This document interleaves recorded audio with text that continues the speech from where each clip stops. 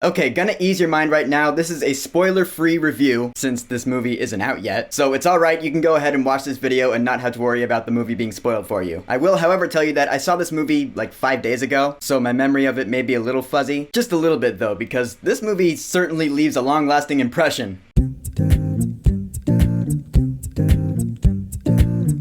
The Suicide Squad. So The Suicide Squad is the 11th movie in the DC Extended Universe, and you could see it as more or less a sequel to the 2016 Suicide Squad movie, depending on how much you like or hate it. But for the most part, you don't need to have watched that one to understand what's going on in this one. So The Suicide Squad is directed by James Gunn, the beloved director of the Guardians of the Galaxy movies. And yes, this movie is rated R, and it's a hard R too, holy shit. So the premise is there's bad shit going down in Corto Maltese, so Amanda Waller, played by Viola Davis, reassembles Task Force X, aka the Suicide Squad, a team of incarcerated DC supervillains, and she sends them down there to put a stop to the madness. And now we have our new Suicide Squad movie, which, holy fuck, people are losing their goddamn minds over this one. People are calling it their new favorite DC movie ever. They're calling it James Gunn's best movie. So needless to say, it was hard to go in without setting expectations. And for me personally, I enjoyed the movie, sure, but it didn't blow me out of the water or anything. It didn't blow my mind. I didn't walk out of this movie going, this movie is the best thing since sliced bread. I think what's going on here is rule of contrast. Since most people generally hated the 2016 Suicide Squad movie, any new attempt at a Suicide Squad movie that is even just a little bit better will seem a lot better in comparison. That's rule of contrast. But I don't know, it didn't get me this time around. Maybe because I enjoyed the 2016 film. I will say though, the characters in this movie, well, at least the ones that get the most focus,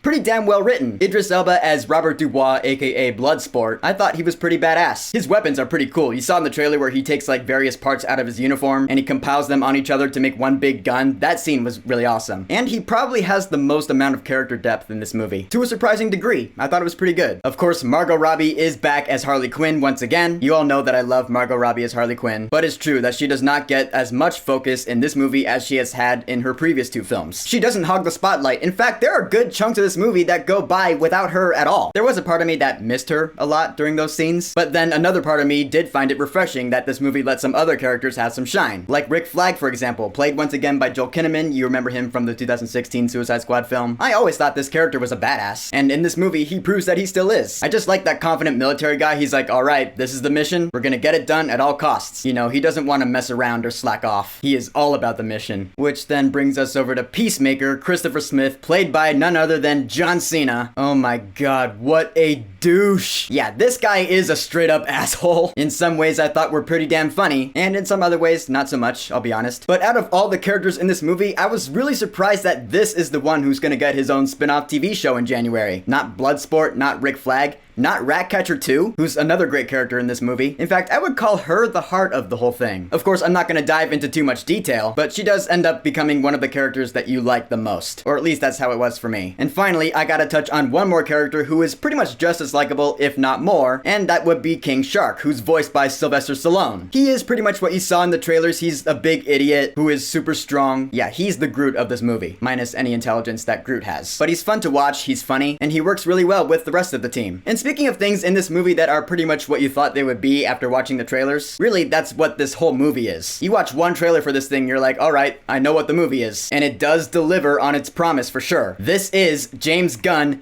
absolutely unleashed. He was given complete creative freedom to do whatever the fuck he wanted with this thing, and you can totally see it throughout the entire movie. It's violent as fuck, as you saw in the Red Band trailer. And of course, with every violent thing that happened, the audience was like, oh, that's so brutal. Yeah, it's absolutely a bloodbath. And it's a great bloodbath. You love watching it if you're into that sort of thing, which if you're not, then this is not your movie at all. Stay away from it. But as for me personally, the violence was pretty to look at, sure. But there were some times where, in my honest opinion, it did feel a little gratuitous. Like it felt like it was violent for the sake of being violent, just for the sake of entertaining us. Cause shit was going down, people were dying in the bloodiest ways ever. And I was like, alright, I see it. I get it, James Gunn. You like being super violent. Jesus Christ. But then again, that might just be a personal problem with me. Cause again, that is what the movie promised to be. It's what the movie set out to do. And it did it very well. So I can't fault the movie for that. It's all just a matter of personal preference. Now, as for the depth and heart that this movie had, yeah, sure, there was some in this movie. Particularly around Bloodsport and Ratcatcher 2. But as for everyone else in this movie, and there are a lot of characters in this movie, I didn't really care about most of them. them. Which, you know, you get that in some ways you're not supposed to, but that is kind of a small problem with this thing. Because sometimes when bad things happen to some characters in this movie, being as vague as I possibly can, you don't really care. And in some ways, I do kind of see that as a negative. Because what is a good movie without good characters that you care about? But I mean, some of the posters for this movie even say, don't get too attached. So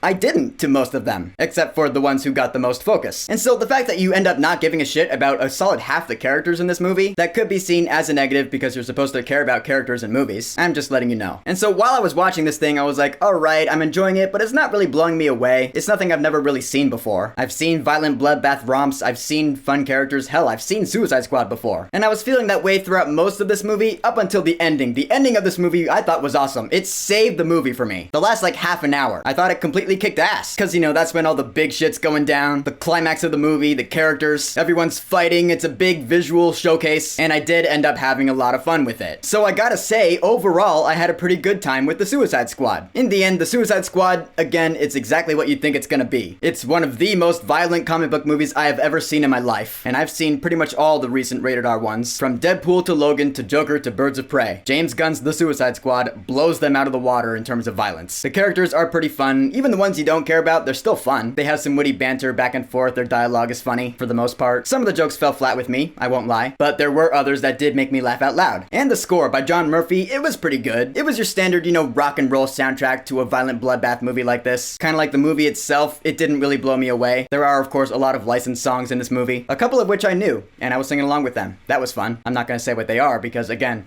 no spoilers, but they worked in the movie. I had fun with this one. I didn't love it as much as I'm apparently supposed to, but I wouldn't mind watching it again. For The Suicide Squad, I will say, go see this movie while it's in theaters. And there is a mid-credits scene and a post-credits scene. Stick around for both, because they're both pretty good. So, James Gunn's The Suicide Squad. I understand it's still a few days out. So, are you looking forward to this movie? What are you most excited to see in it? And here's a good question. Who is your favorite DC villain of all time? I might have asked that in a previous video, but chalk it up to new people on my channel. So favorite DC villain, whatever you think, go ahead and leave a comment.